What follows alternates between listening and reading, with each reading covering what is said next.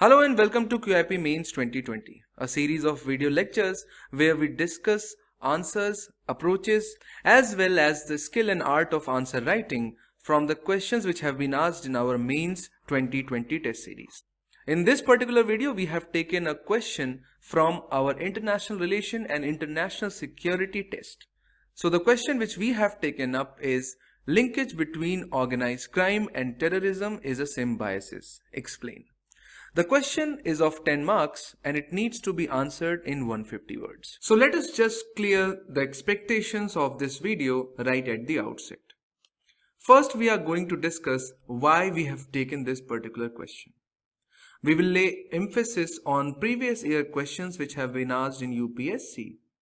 And then we will also discuss that why this particular question becomes important from the perspective of Mains 2020. Then we will go on and understand how to decode a question, mainly with respect to understanding the demand of the question and then trying to identify the parts of the question. Because ultimately, the marks are given if the answer shows that the aspirant has the understanding of the demand and if all the parts are clearly answered in the sheet or not.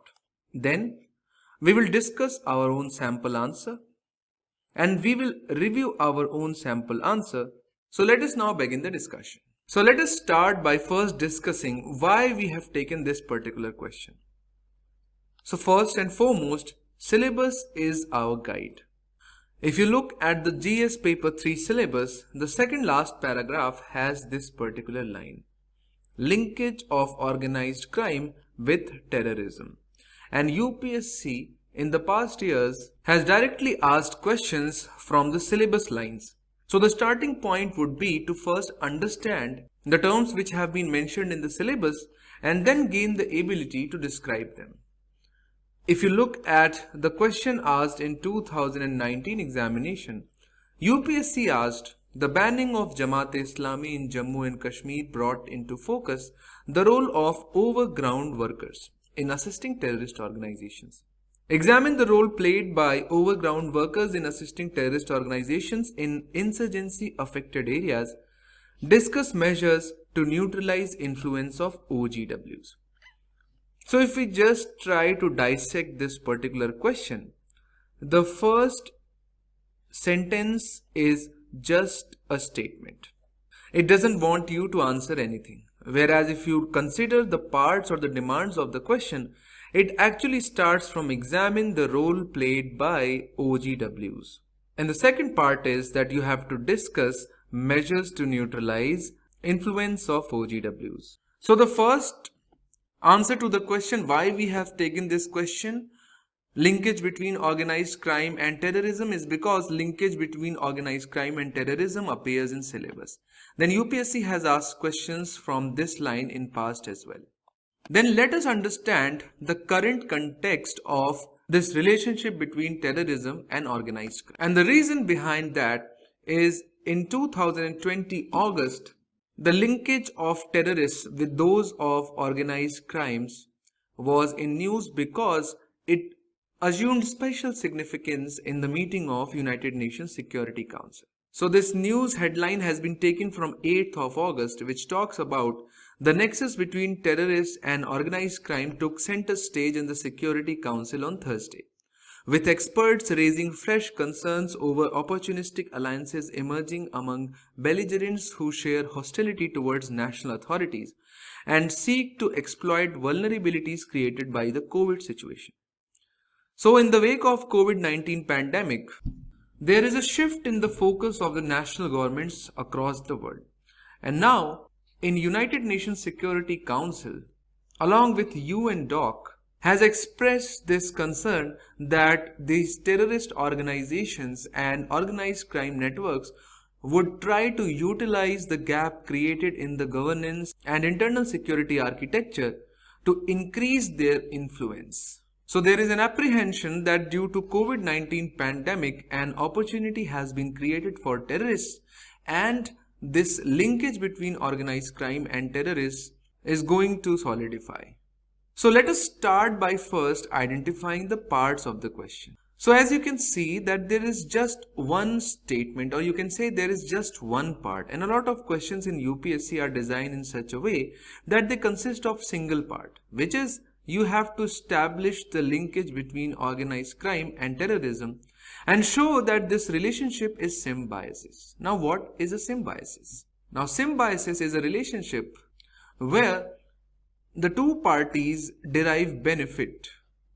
So if A and B have symbiosis, this relationship is mutually beneficial to both of them. What A does helps B and what B does helps A.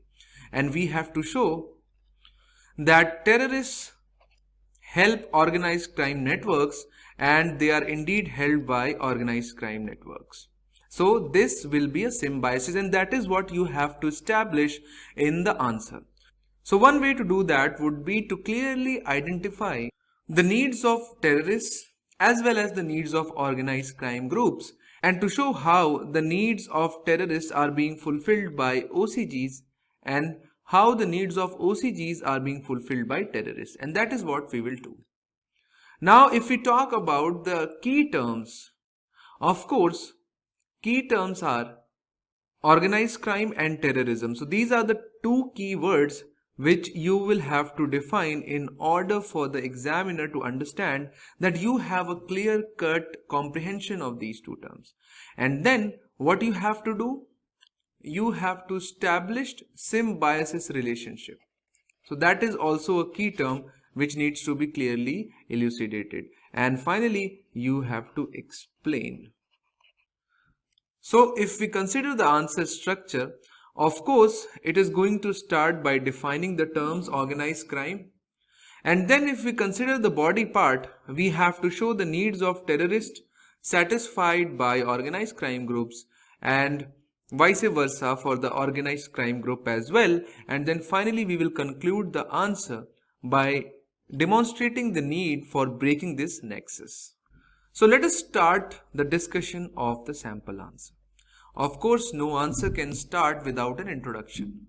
So in this case, the sample answer's intro says, organized crime is where a structured and a disciplined group of 3 or more persons existing for a period of time and acting in concert with the aim of committing serious crimes or offenses to obtain, of course, directly or indirectly, financial or other material benefits.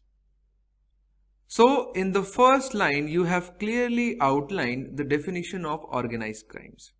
You have to remember that it is a group of at least 3 people, which should exist for a long period of time and should have committed a lot of serious crimes. For example, starting with mugging, murder, kidnapping, or smuggling. Now, whenever you hear news regarding to some criminal or the groups of the criminals, they do crime because more often than not they want to earn the financial gains. But terrorism is different from organized crime. While organized crime's main aim is to earn financial benefits, they kidnap people to extort money, they smuggle goods and items across the border because they want to earn profit from them.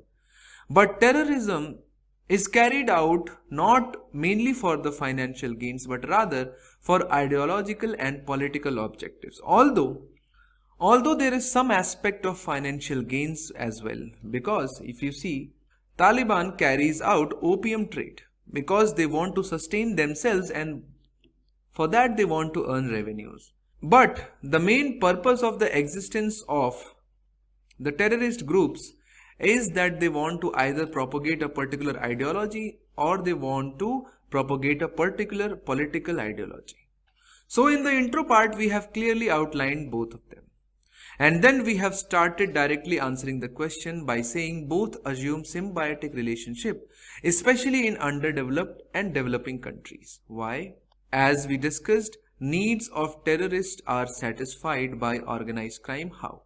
So what are the needs of terrorists? Terrorists need finances. Terrorists need arms and explosives in order to carry out their activities. They also need network. because they want their ranks to grow, and they also want to train them. So as we know that one of the richest people in almost all the developing and underdeveloped countries are usually the kingpins or the linchpins of underworld, and they provide terrorists with finances, arms and explosives because they have already established a good linkage which they utilize for smuggling, and they also have good network among local population which comes in very handy for terrorist organizations to recruit new people. So if we want to give example, financing of terror groups in Kashmir which comes from control of narcotic state in Afghanistan-Pakistan region. So this body part has established the needs of terrorists which are satisfied by the organized crime groups. Let us now look at the other way. Needs of organized crime groups satisfied by the terrorists. Then let us now understand the needs of OCGs or organized crime groups satisfied by the terrorists. For that, first let us understand what are the needs of organized crime groups. So organized crime groups thrive on smuggling, kidnapping, extortion, and for that they need influence. And if that influence is pan-national, which means that if that influence extends to a lot of countries, they need products at much cheaper prices which they can smuggle into other countries and earn profits. Then they of course need protection from legal prosecution. And one of the biggest or the largest organized crime groups have created problems in so many countries that a lot of nations are after them, and hence they need protection in multiple countries, not just one country. They also need market to be able to sell their products, and they want to expand their trade. And all of these are provided by the terrorist organization. Terrorist organizations provide them with the tools through which they can intimidate the local community to get potential products at cheap or no price. So for example, an underworld don from Mumbai establishes a good relation with ISIS, and they convince ISIS to grow a particular crop, let's say opium. Then in the regions controlled by ISIS, this opium production can flourish, which will help the underworld don in Mumbai greatly. Then of course, the terrorist groups provide protection from legal action because they have a lot of influence over policy making. They can threaten a government of a country and they can dissuade them from taking any action on a particular organized crime group. Then having a control just like ISIS or Taliban control large swath of land will provide ready-made market for the products. Then the expansion of organized crime groups becomes very easy if they have good links with terrorists. And of course, influence of the government is important. And the best demonstration of this fact was Pablo Escobar and Maoist guerrilla. When Pablo Escobar was being pursued by the government, he took help of Maoist guerrilla who then attacked the government and provided a shield to Pablo Escobar. Pablo Escobar was an organized crime group leader or a drug lord, and Maoist guerrilla is an example of a terrorist or an insurgent group. So these are the two body parts through which we have demonstrated that how the needs of one is satisfied by the another. And let's now move on to the conclusion part, which emphasizes the need to break this relationship. This symbiotic relationship poses imminent threat to the state and its people, hence steps must be taken to break this nexus. The answer was completed in less than 180 words, which is within the tolerance limit of 150 words. Let us now evaluate our own answer. Let us first judge whether the structure of the answer was correct or not, and that is done on the basis of the components of the answer. It had an intro, which actually defined organized crime groups. Then we had a body part where we demonstrated the symbiosis relationship between organized crime groups and terrorists. And finally, we ended the answer with conclusion calling for the breakage in this relationship. The presentation of the answer utilized the points and the sub-points format, and the language was kept simple and it was within the word limit of 180 words.